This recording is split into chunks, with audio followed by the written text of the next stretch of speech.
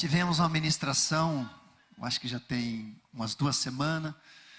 O pastor William Barros, ele falou no livro de Esté e foi uma pregação muito poderosa.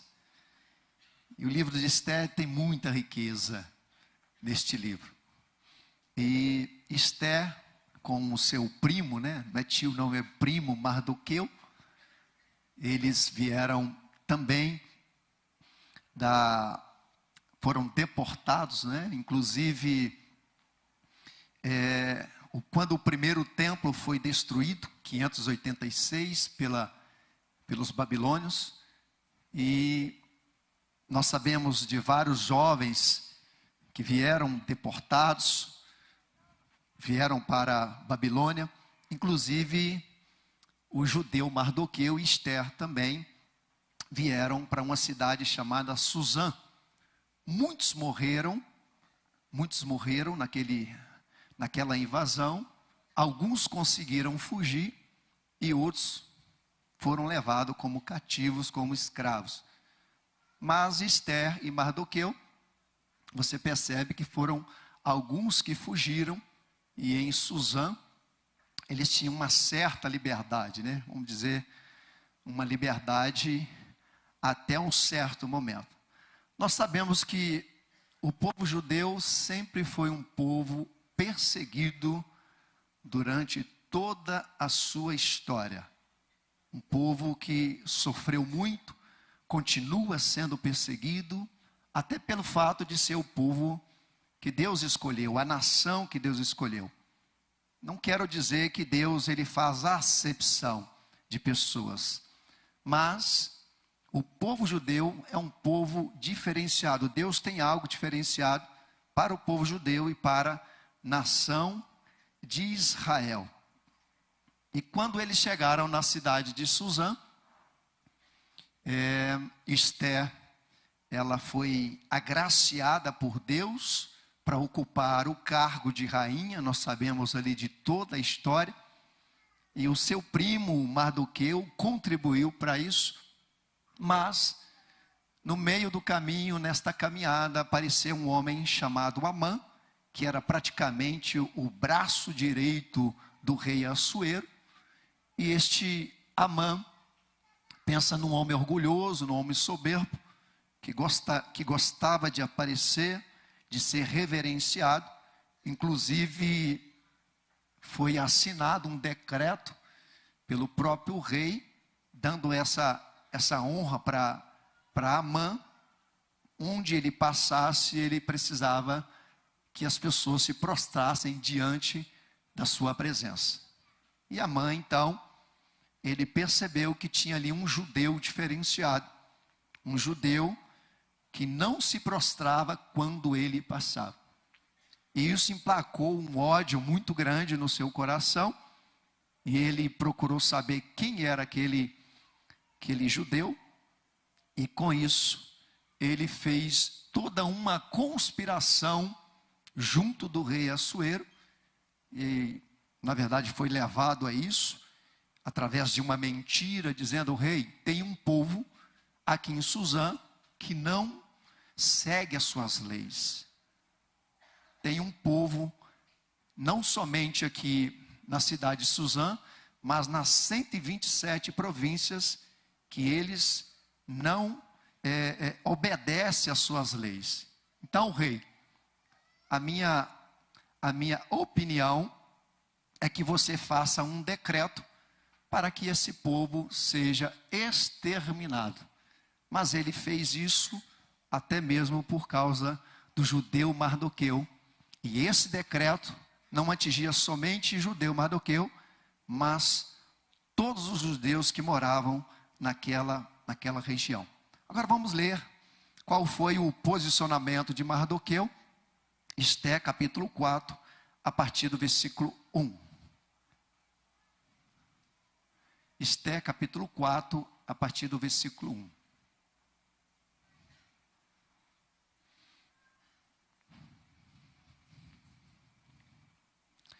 Quando Mardoqueu soube tudo quanto se havia passado, rasgou Mardoqueu as suas vestes e vestiu-se de pano de saco com cinza, e saiu pelo meio da cidade, e clamou com grande e amargo clamor. E chegou até diante da porta do rei, porque ninguém vestido de pano de saco podia entrar pelas portas do rei. E em todas as províncias, aonde a palavra do rei e a sua lei chegavam, havia entre os judeus grande luto, com jejum e choro e lamentação. E muitos estavam deitados em pano de saco e em cinza. Então vieram as moças de Esté e os seus eunucos, e fizeram-lhe saber com que a rainha muito se doeu, e mandou vestes para vestir a Mardoqueu e tirar-lhe o seu cilício, porém ele não as aceitou. Então Esté chamou a Ataque, um dos eunucos do rei. Este tinha posto na presença dela, e deu-lhe mandado para Mardoqueu, para saber que era aquilo e para quê. E saindo Ataque a Mardoqueu, a praça da cidade que estava diante da porta do rei, Mardoqueu lhe fez saber tudo quanto lhe tinha sucedido, como também a oferta da prata que Amã dissera que daria para os tesouros do rei pelos judeus, para os lançar a perder. Também lhe deu a cópia da lei escrita, que se publicara em Susã, para os destruir, para a mostrar a Esté e lhe fazer saber, e para lhe ordenar que fosse ter com o rei, e lhe pedisse e suplicasse na sua presença pelo seu povo.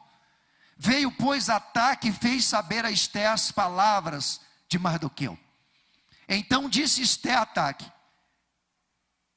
e mandou-lhe dizer a Mardoqueu: todos os servos do rei e o povo das províncias do rei bem sabem que para todo homem ou mulher que entrar ao rei no pátio interior, sem ser chamado, não há senão uma sentença a de morte, salvo se o rei estender para ele o cetro de ouro, para que viva, e eu, nesses 30 dias, não sou chamada para entrar ao rei.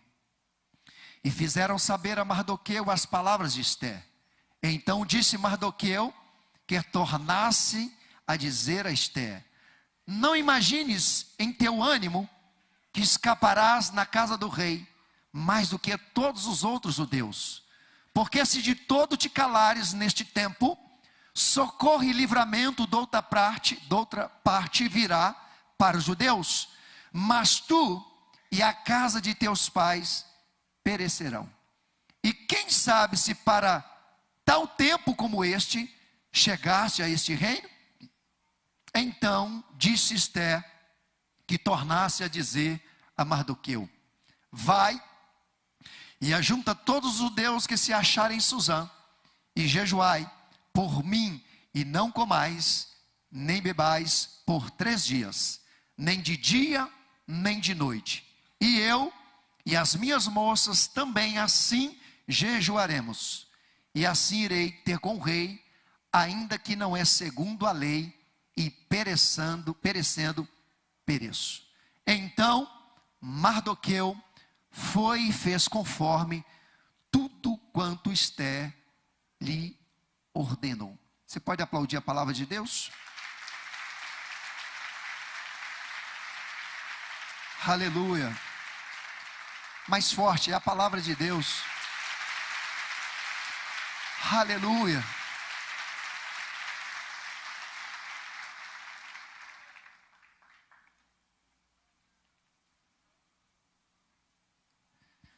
Quando Mardoqueu recebe o decreto de morte, não somente para você, mas para o seu povo, a Bíblia diz que o desespero veio no coração dele. Ele se veste de pano de saco, como repudiando esse decreto, e ele vai em direção ao palácio. E ele então proclama ali um jejum, fazendo oração. E essa carta chegou também ao conhecimento de todos os judeus das 127 províncias do reinado do rei Assuero. E o desespero tomou conta da vida daquele povo, porque era um decreto assinado por um rei medo-persa. E todo decreto, segundo a lei dos medos e persas, não poderia ser revogado aquele decreto. E no desespero ele vai para a porta do palácio. Quando ele chega na porta do palácio, alguém leva ao conhecimento de Esté que Mardoqueu estava chorando, se lamentando e vestido de pano de saco. Esté então pega alguma roupa, talvez querendo trocar a roupa de Mardoqueu. Ele rejeita isso e manda dizer para Esté: Esté, nosso povo corre perigo. Esté, você também corre perigo, porque você é uma judia. Ele traz então, através desse mensageiro, o conhecimento desse decreto. E ele manda dizer para Esté: Esté, eu não sei o que deve ser feito. Eu não sei como teremos uma solução em relação a isso. Mas eu te faço, Esté, um apelo. Suplica ao rei Assuero, conversa com ele, vai ao encontro dele. Talvez ele consiga fazer algo pela gente. E quando Esté ouviu isso, através do mensageiro que Mardoqueu enviou, esse mensageiro volta para Mardoqueu dizendo o seguinte: olha, Esté mandou dizer o seguinte: lá no palácio existe uma lei, lá no palácio existe uma regra, inclusive essa lei é muito rígida. Se alguém se apresentar diante do rei para falar com ele, para pedir alguma coisa para ele, sem ser chamado pelo rei, recebe uma sentença de morte. Mesmo eu sendo rainha, essa lei é para mim também. E tem mais ou menos 30 dias que eu não chego diante da presença do rei. Essa foi a mensagem que chegou até Mardoqueu. E Mardoqueu agora vai mandar um outro recado para Esté. Esté capítulo 4, no versículo 13. Esté capítulo 4, versículo 13. Então Mardoqueu mandou que respondesse a Esté: não imagines no teu íntimo que por estarem na casa do rei, escapará só tu entre todos os judeus. Versículo 14. Porque se de todo te calarem neste tempo, socorro e livramento de outra parte sairá para os judeus, mas tu e a casa de teu pai perecereis. E quem sabe, se para tal tempo como este, chegaste a este reino. No versículo 13, Mardoqueu traz um recado mais duro para Esté, dizendo para ela o seguinte: Esté, não pensa você que este decreto não vai te atingir, porque você também é uma judia. Agora, Esté, no versículo 14 ele vai dizer: Esté, se você se calar, eu tenho algo para te dizer. Socorro e livramento virá sobre a vida dos judeus. Se você não se posicionar, se você não se manifestar, sabe o que Mardoqueu estava dizendo? Esté, eu conheço os planos de Deus para os judeus. Eu sei da promessa de Deus para nossas vidas. Mesmo que o mundo inteiro nos odeia, mesmo que o mundo inteiro quer a nossa morte, mas deixa eu te falar uma coisa, Esté. Existe uma promessa de Deus de salvação, de reconstituição, de restauração para o povo judeu. Agora, se você não se manifestar, você vai perecer, a sua geração vai perecer, a conta vai chegar, Esther. Agora eu tenho algo para te dizer. Quem sabe, toda a sua história se resume nesse momento. Quem sabe, tudo que você viveu até aqui, para você chegar nesse posto, quem sabe, para esse tempo, Deus te levantou como rainha deste reino. Essa mensagem, ela mexe muito comigo, porque ela fala de oportunidade, ela fala de atitudes, ela fala de posicionamento. Porque o medo de Esther é se apresentar ao rei e ele não estender o cetro. Ela receberia a pena de morte imediatamente, uma sentença de morte. Mas aquele era o momento dela. Aquele era o momento mais importante do ministério dela, do chamado dela.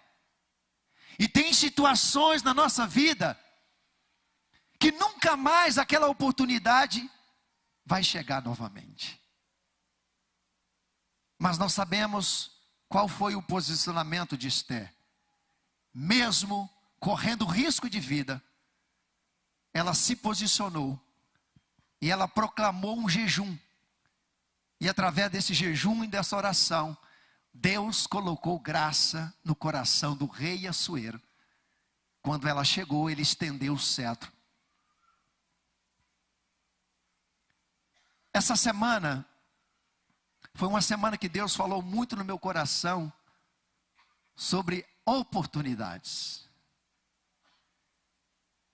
Tem coisas na nossa vida que você deixa passar e nunca mais você vai ter a mesma oportunidade.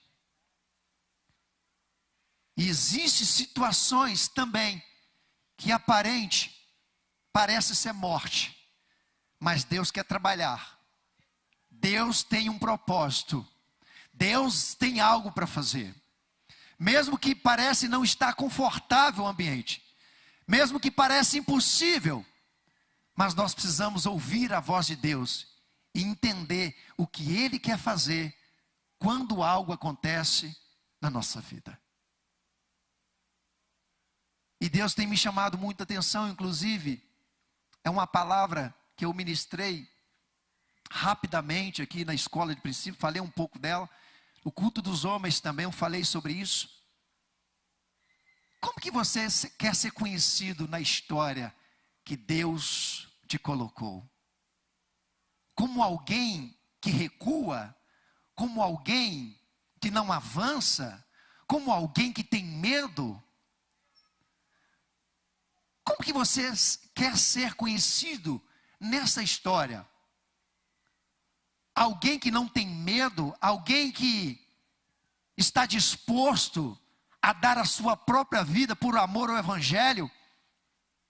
Qual o seu posicionamento? As nossas maiores conquistas, muitas das vezes, está fora da nossa zona de conforto. É ali que moram as nossas maiores conquistas. Enxergamos muitas das vezes situações como crise, como problema, como dificuldade. Mas Deus olha lá de cima e diz: por que Ele não vê isso como uma grande oportunidade de crescimento, de avançar, de romper? Davi, vários homens de Deus passaram por isso. Eles não se destacaram no oásis, se destacaram no deserto. Eles não se destacaram em momentos confortáveis, foram momentos difíceis. E é nesses momentos difíceis que Deus quer honrar o nome dEle, glorificar o nome dEle e nos dar a oportunidade de escrever a nossa história. Eu falei sobre João Marcos. João Marcos foi aquele que escreveu o livro de Marcos, o Evangelho de Marcos. E o início do evangelho foi muito difícil. A plantação não é fácil. Por isso que na colheita muita gente aparece. Mas na plantação são poucos que aparecem. Igual na igreja, se você anunciar que vai ter, né, um mutirão, vem uns 10. Mas se anunciar que vai ter uma picanha e um churrasco, vem uns, né, aumenta a turma. Plantar não é fácil. Plantar exige esforço, exige sacrifício. Lançar a semente, passar pelo processo, não é fácil. Cumprir o propósito de Deus nesta terra, não é fácil. Mas são sementes que você vai lançando.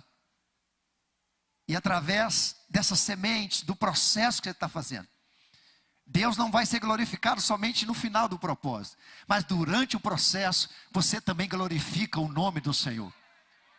Durante a sua caminhada, durante a peleja que você passa, o nome do Senhor também está sendo glorificado. Porque muitos olham e vão dizer, mas espera aí, como assim? Como está suportando? Como está conseguindo ficar de pé? Que força é essa? Que entusiasmo é esse? Que dedicação é essa? Parece que o mundo está caindo sobre a cabeça dela. Ela continua rindo, ela continua glorificando, ela continua manifestando a sua fé.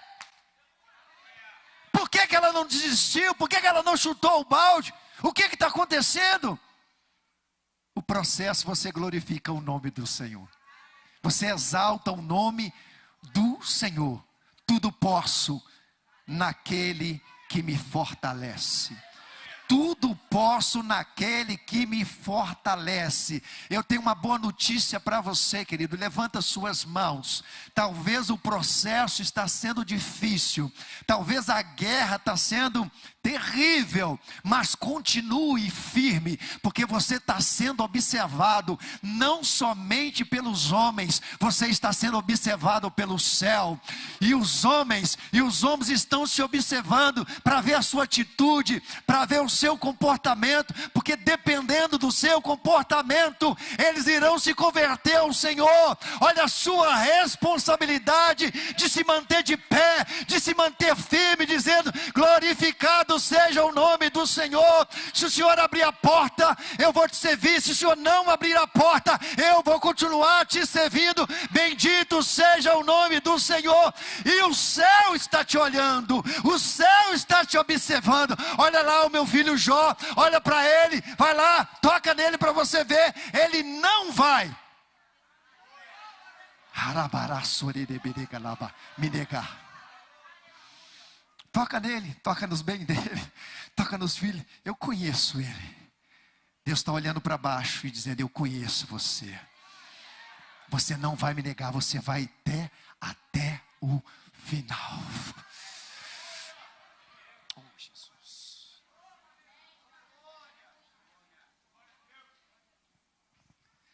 Mas não se esqueça que o livro de Atos está aberto ainda, ele não foi fechado. Todos os livros do Novo Testamento terminam com a palavra amém. Mas o livro de Atos está aberto, porque tem uma história para entrar no livro de Atos, a minha e a sua história. Deus quer deixar catalogado, escrito a sua história. Eu quero falar de João Marcos.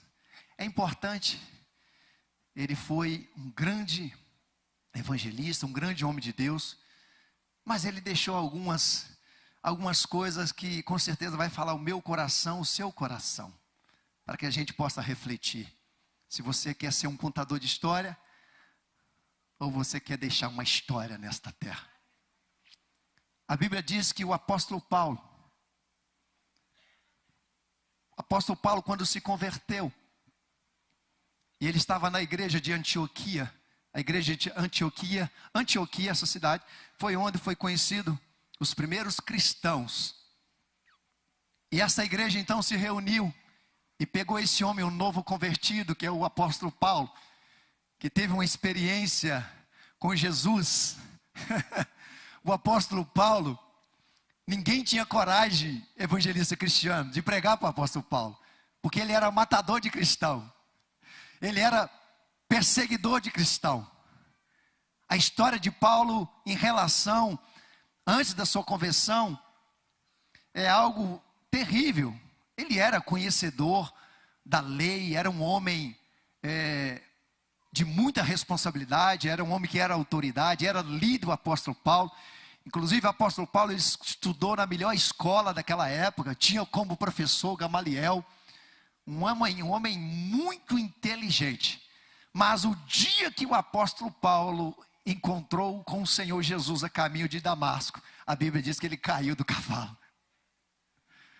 Tem momentos que Deus nos derruba do cavalo. Você achar que você faz, que você é o cara, Deus vai lá e te derruba do cavalo. E aquele encontro mudou a história do apóstolo Paulo. E depois dali então, as pessoas começaram a duvidar da sua conversão. Até os próprios discípulos, não, isso aí é fake news. Ele não se converteu, nada disso, ele está querendo infiltrar. Os próprios discípulos ficaram preocupados e para o apóstolo Paulo imprimir isso no coração dos discípulos, das pessoas que realmente, eu conhecia Cristo, cara. Eu me arrependo de ter matado os cristãos. Inclusive essa viagem a caminho de Damasco, ele estava indo com o propósito de matar cristão. E ali a igreja de Antioquia percebe então que a conversão dele foi genuína. E eles elaboram um projeto, um plano para alcançar todas as cidades.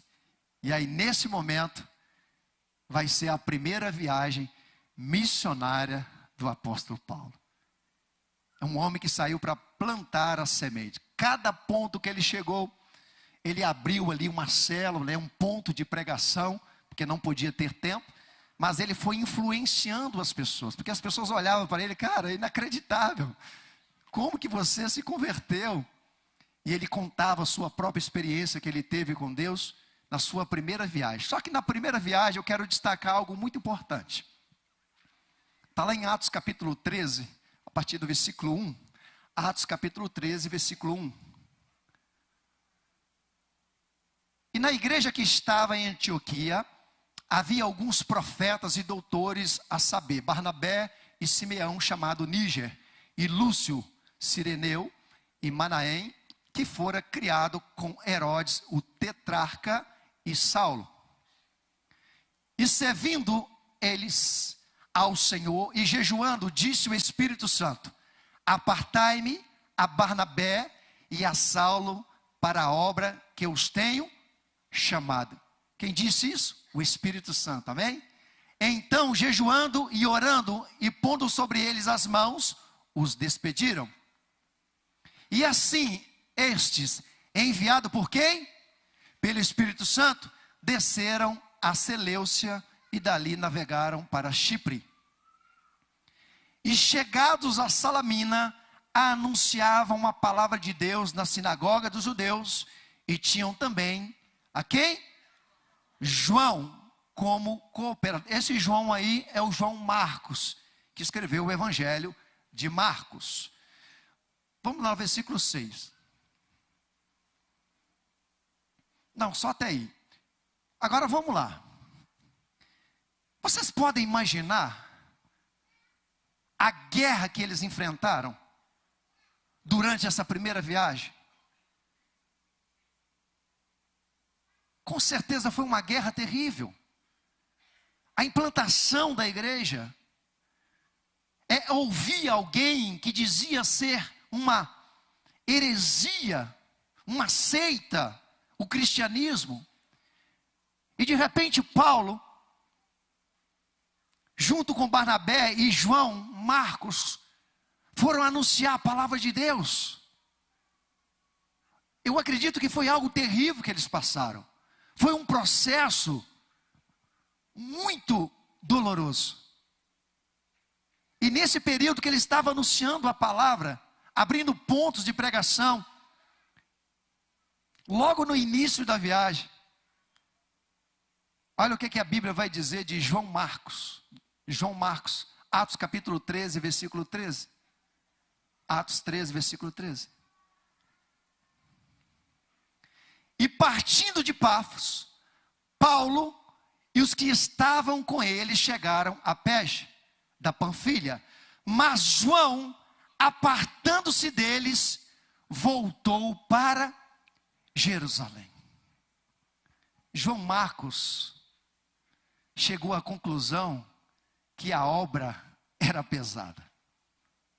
João Marcos chegou à conclusão que não dava para seguir Paulo e Barnabé,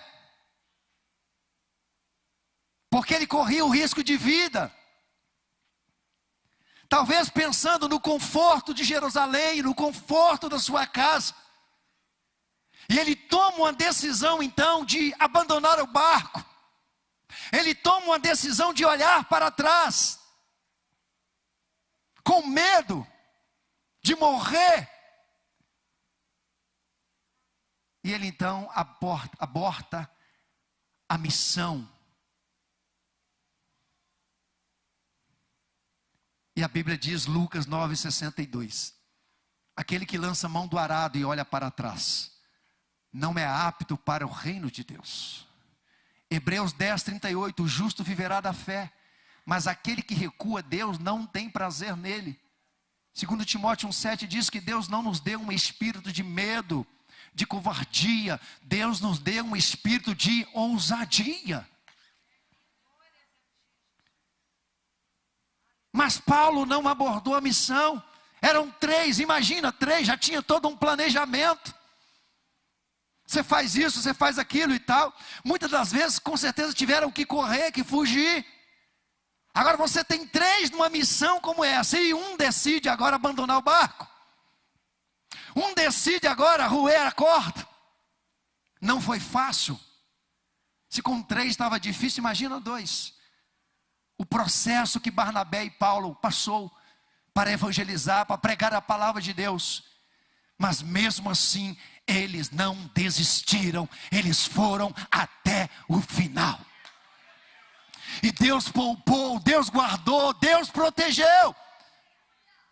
Quando a missão é de Deus, Ele protege, Ele guarda, Ele traz segurança, Ele traz conforto. Nós temos que crer quando a palavra diz, não morrerei, mas viverei para cumprir os propósitos de Deus. Querido, ninguém toca em você se Deus não permitir. Pode se levantar o inferno, pode levantar quem for, mas quando Deus te enviar para uma missão, Ele vai te capacitar e Ele vai executar a obra. Não tenha medo, não temas, pois eu sou contigo.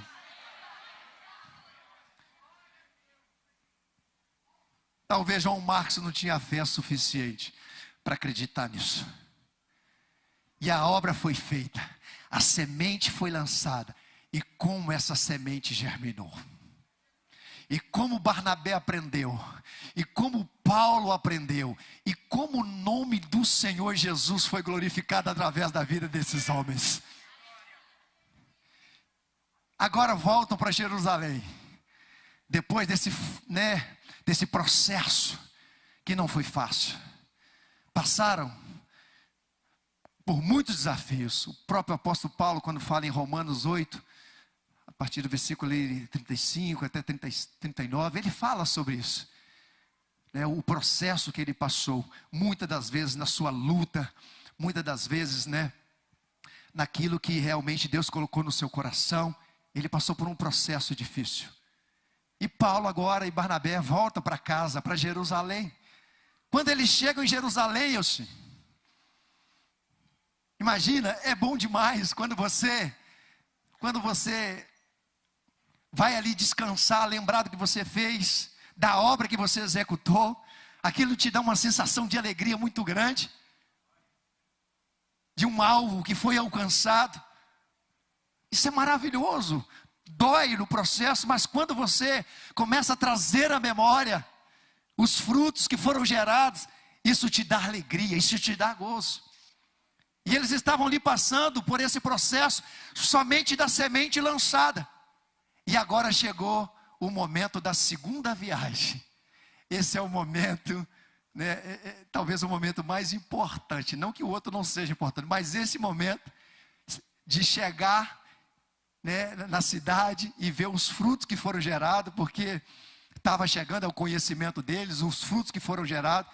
Agora imagina você se programar para esse momento de ir lá colher os frutos que você lançou.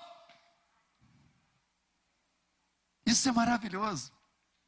Eu tinha 9 anos de idade, eu lembro disso. O meu avô tinha um sítio, plantava feijão e milho. Eu já plantei feijão, já plantei milho. Mas o momento da colheita era maravilhoso. E aí Paulo se reúne com Barnabé. Vamos lá, Barnabé. A gente tem que estar... Vamos lá ver o que aconteceu, os frutos foram gerados, sei que foi benção. E aí, Atos capítulo 15, a partir do versículo 36, olha o que aconteceu. E alguns dias depois, disse Paulo a Barnabé: tornemos a visitar nossos irmãos por todas as cidades, que já anunciamos a palavra do Senhor, para ver como estão. E Barnabé aconselhava que tomasse consigo a João, chamado quem? Barnabé vira para Paulo e fala assim: Paulo, vamos levar João Marcos? Olha o que aconteceu, olha a resposta de Paulo. Mas a Paulo parecia razoável que não tomassem consigo aquele que desde a Panfilha se tinha o quê? Tinha o quê? Apartado deles, e não os acompanhou naquela obra. E aí versículo 38, é isso aí. E tal contenda houve entre eles, que se apartaram um do outro. Barnabé, levando consigo a Marcos, navegou para Chipre. Olha que situação constrangedora. Quando Barnabé dá uma sugestão para Paulo: Paulo, vamos levar João Marcos? Ele falou: não, cara, peraí. Não podemos não. Como assim? Por que ele não estava no início com a gente? Agora que é o momento da colheita, ele quer ir. Mas na hora de plantar o fruto, na hora de plantar a semente, ele correu. Na hora de passar os apertos, na hora de pegar na cabeça do leão, de lutar com o urso, ele fugiu. Agora que está tudo pronto, ele quer desfrutar. E aí o texto vai dizer que houve um atrito entre eles. Paulo acabou se aliançando a Silas, né? Levando Silas nessa viagem. E Barnabé também foi para outras regiões com João Marcos. Por que eu trouxe a mensagem de Esther e falei de João Marcos? Primeira coisa, quem sou eu, querido? Quem sou eu para falar de João Marcos? Foi um grande homem de Deus. Escreveu o Evangelho de Marcos. Foi através da vida dele que o Evangelho de Marcos hoje existe. Inclusive o apóstolo Paulo lá na frente, 2 Timóteo, acho que 4:11, o próprio apóstolo Paulo, ele fala da importância que foi Marcos para o ministério. Ele fala disso. Quando ele fala sobre isso, qual a conclusão que eu chego? João Marcos se retratou. João Marcos conseguiu amizade novamente com Paulo. Mas nós não podemos deixar de falar. João Marcos, ele deixou uma falha muito grande no ministério dele. Quando João Marcos olha para o livro de Atos, o livro de Atos denuncia uma atitude dele. O livro de Atos denuncia um comportamento dele. O livro de Atos denuncia uma falta de posicionamento dele. Ele voltou para Jerusalém, porque ele ficou com medo. Só que, quando nós olhamos para a história de Marcos, você não vê na história de Marcos algo que ele fez. É lógico que o apóstolo Paulo dizendo que ele foi útil para o ministério, com certeza ele contou uma linda história. Ele foi muito importante na história, mas não deixou registrado o que ele fez. Não deixou registrado. Diga para o seu irmão assim: Deus não te chamou apenas para contar história, mas Ele te chamou principalmente para deixar uma história.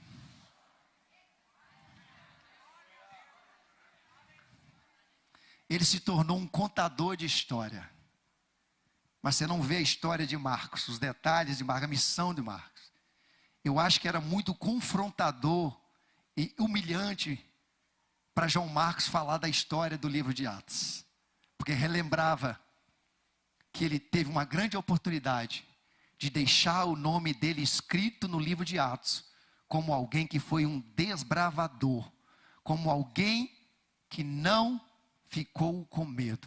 Mas infelizmente, o livro de Atos denuncia João Marcos, dizendo que ele realmente teve medo da missão. E essa é a conclusão da minha mensagem. Da mesma forma que Mardoqueu disse para Esté: Esté, quem sabe você está diante de uma grande oportunidade de deixar o seu nome escrito na história. E Esté entendeu isso. Por isso que todo mês de março em Israel se comemora a festa do Purim. Ela ficou na história, porque a festa do Purim comemora justamente o momento da morte, da anulação desse decreto de Amã e a salvação dos judeus através da vida de Esté. E o apóstolo Paulo, quando nós olhamos para a sua vida, para a sua história, a Bíblia faz questão de mencionar esse homem desbravador que ele foi. No final, ele deixou escrito as suas últimas palavras: combati o bom combate, acabei a carreira e guardei a fé. A pergunta é: o livro de Atos vai ser fechado ainda. Como você quer ser visto nessa história? Como um covarde ou como alguém que não teve medo de enfrentar os desafios? Eu quero que você fique de pé. Quero chamar os levitas aqui.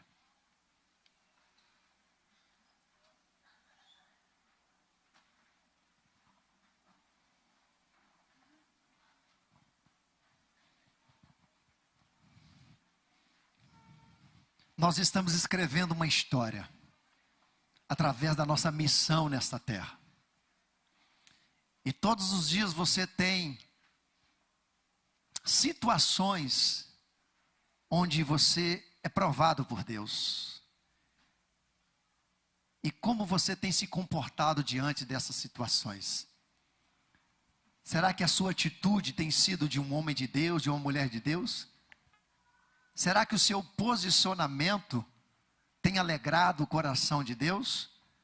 Ou muitas das vezes você tem se comportado como um covarde, como alguém que tem medo? Deus nos chamou para escrever uma linda história nesta terra. Mas eu quero dizer para você, não vai ser confortável o ambiente muitas das vezes. Mas se você se posicionar, você vai estar honrando e glorificando o nome do Senhor. Cada um de nós tem uma história. E você precisa deixar sua história escrita no livro de Atos. Você precisa deixar um legado nesta terra. Quando você partir, as pessoas têm que ter prazer de lembrar de você.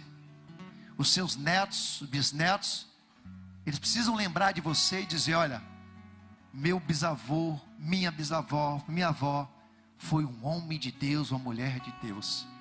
Pensa em alguém valente, pense em alguém guerreiro, pense em alguém que nunca teve medo de nenhum desafio. É assim que nós precisamos ser lembrados. É assim que nós temos que escrever a nossa história. E em nome de Jesus, levanta suas mãos aí. Eu quero liberar esta palavra sobre a tua vida. você não vai roer a corda, em nome de Jesus. Você não vai pular do barco, mesmo que a tempestade vier, mesmo que as ondas sejam maior do que o teu barco, mas você vai permanecer neste barco, você vai permanecer firme, porque o Senhor é contigo, o Senhor é contigo. Deus não trabalha com covarde, Deus não trabalha com aqueles que retrocedem, Deus trabalha com aqueles que têm o temor de Deus e que não têm medo de nenhuma situação. Você precisa entender o Deus que você tem, você precisa crer no Deus que você tem. Aquela fala de Mardoqueu foi muito poderosa, que ele disse: Esther, se você não se posicionar, eu tenho uma notícia para você, Esther, você vai passar a vez para alguém, porque alguém vai se levantar, alguém vai se posicionar, porque livramento e socorro virá de Deus para nossas vidas, Esther. Mas quem sabe você tem uma grande oportunidade para que você possa escrever o seu nome na história, Esther. E Deus está falando nesta noite, querido. Deus usou Mardoqueu para a vida de Esther, para ela se posicionar. Deus está usando a minha vida para dizer para você: se posicione diante dessa situação, não recue por nada, não retroceda por nada. Maior é aquele que te chamou, Ele vai te dar as ferramentas necessárias, Ele vai te ajudar, querido. Ele tem todo um planejamento, Ele tem todo um processo para que você possa glorificar o nome dEle. Então permaneça firme, permaneça de pé, permaneça intacto, porque Deus vai ser glorificado através desse problema que você está vivendo, através dessa situação que você está vivendo. Tem muitas situações que Deus vai colocar diante de você. Ei, mas não veja como crise, vê como oportunidade. Não veja como problema, como dificuldade. Vê como oportunidade para glorificar o nome